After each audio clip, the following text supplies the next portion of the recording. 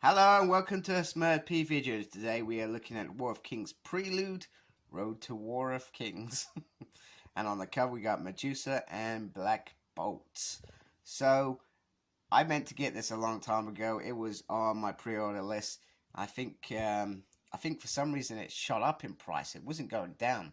So I decided that I didn't want to pay full price. And sometimes it happens. It is rare, but sometimes, usually on Amazon, the omnibuses go down to around 50, 60 quid in the UK. So which makes me happy.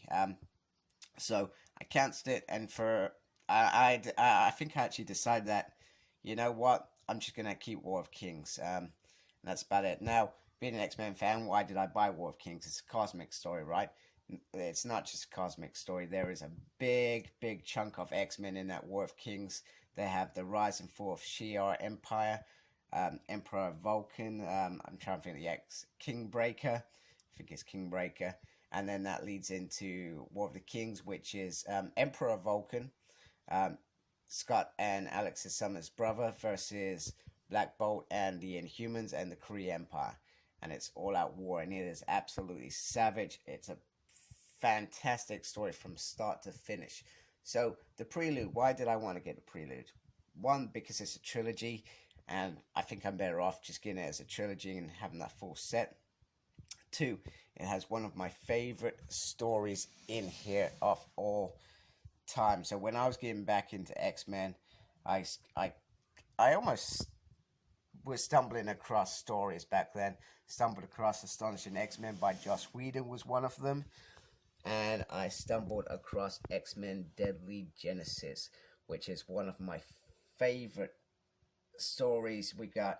It's just after the aftermath of House of M. Professor Xavier returns, he's walking, he's lost his powers, and all these secrets are coming out of the woodwork, which was absolutely brilliant. It was compelling, and I loved it. I loved that Xavier in some ways was such a bastard, and some people realized it throughout the years, some perhaps not, before he was like this golden light, etc.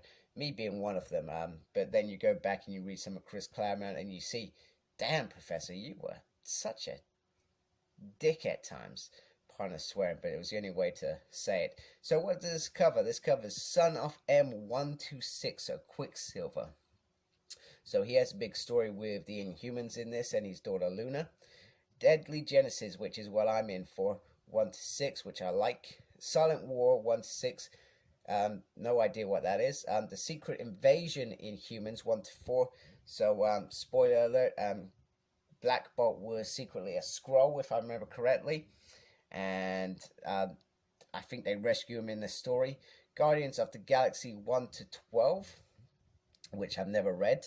And I think the Guardians of the Galaxy, so this all stems out of... from what I remember, Annihilation, which I'm currently reading now. I'm going back to read that, but this whole story started back there, and I think finishes with the Thanos imperative. Damn it, I cannot say the word. We also get Nova 13 to 22. Nova, the origins of Richard Rider and War of Kings saga. We got this lovely picture of the Guardians of the Galaxy. Most people know them from those the movies, which very comical. I do enjoy, and this is probably the only time that I've really read Guardians of the Galaxy was in the War of the Kings. And we got a little synthesis there. So let's see what's underneath the dust cover, and it's nicely coming off for a change. So I actually got this off eBay. And I got a decent deal. I think I got it for about 50 quid, which was quite nice. Like I said, I didn't want to pay a stupid amount of money for this. And that's the thing. Sometimes if you don't get an omnibus when it's released, it goes out of print quite quickly sometimes. And then you're kind of damned. One thing that I would like from Marvel, the Marvel team, at some point, and this is just who the writers are, the inkers, the pencilers, the letterers, and all those talented team. One thing that I would love, first of all, I would love a House of M omnibus. Big story, easily done, 2 volumes, nice. Or you do the House of M main omnibus, and then you do a companion, whatever's easier. Although sometimes I think it's nice to have it all in one. So this is the House of M story, and which I did like the Decimation, and then that's the next omnibus I would like. I'd like a Decimation omnibus, which would carry all those Decimation series into one ONE squadron. I'm trying to think what they're all called. The 198, Son of M. There's another one that I can't particularly think of at this point in time. So in terms of War of Kings, the reason that this story is so important is Kid Vulcan. We get all the backstory of him and this secret team of X-Men that we never knew about.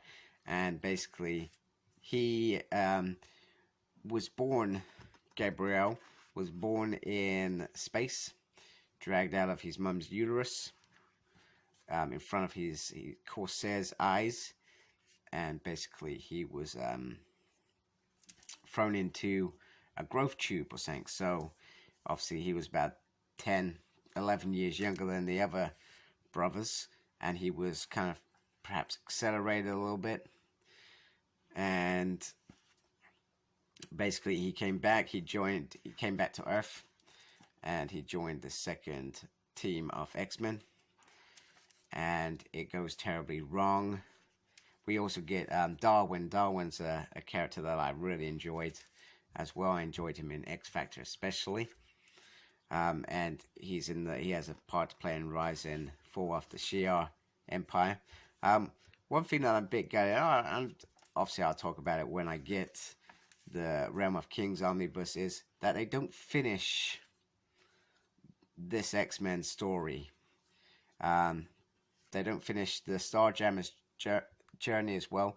You know, I would have easily put 5 miles to the south, which was an X-Men legacy story when they come back to Earth, to wrap up their story.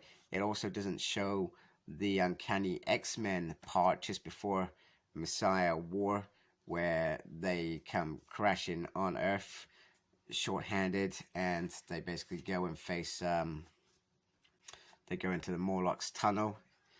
Something bad's going down there. So I'm a bit gutted about that. Just for another sort of 6 to 12 issues. That could have easily been done. That would have been really nice. But in terms of this book, the rest of the stuff, I have no idea. I've seen from other people have thought this is just like a mix-max of stories that just happened before, and perhaps Marvel are milking it.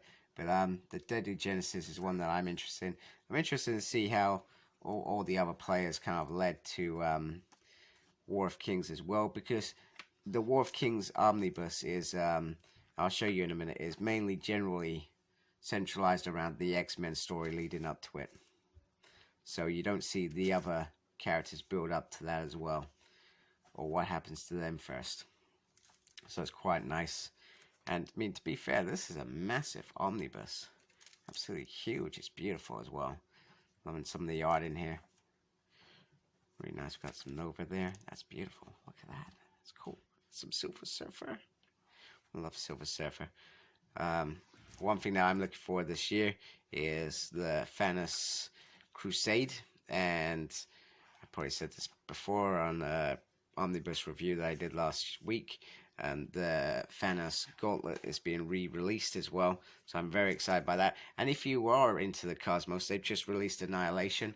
You can, I can't remember if they've announced Conquest, or unless it's in there, but you would expect, if Conquest is not part of that, you would imagine that that would follow as well, I guess.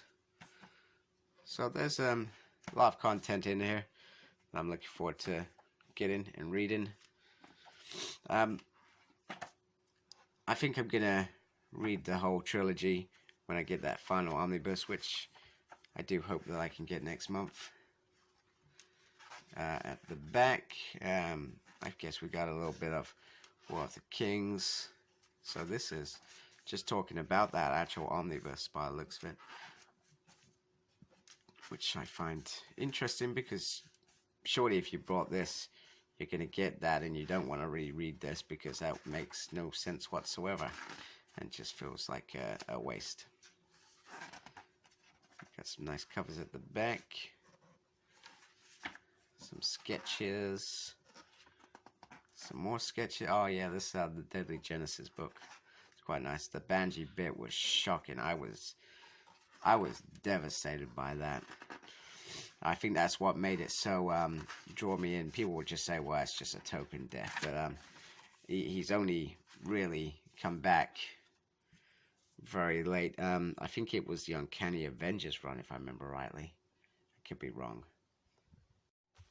Then we've got the synthesis on this side.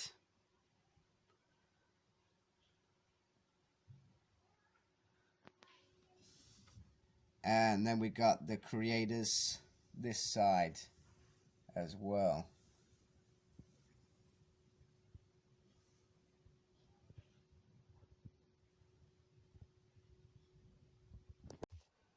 So the book has about 43 issues, and it looks very, very nice. Here it is next to the War of Kings Omnibus, which I have, I think I've done a review, or an overview, whatever you want to call it. That almost fell. That was disastrous. And just so you can see the stories there, so a lot of X-Men there, so to speak, as you can tell, before it goes into the main story. And there's the back. And if I can do this gently, very gently, I feel like they look very, very nice given. I'm just fine, and I'm glad that I bought it, and I waited for probably a very long time. I can't remember when this came out. It may have been the year before last, so I probably lucked out a bit. I probably could have lucked out a bit, but it came up. I took my chance. I got a good deal, and hopefully I'll have that final Cosmic Omnibus to finish this series, because in my mind this is the only bit as a hardcore X-Men fan that I'm really interested in. So I'm glad I got it. Like, comment, subscribe, follow me on Facebook. My page is SmurredP. Follow me on Twitter at SmurredP. I'm there, not sure what I'm tweeting about, but I'm there. And as always, embrace the geekiness. Take care. Goodbye.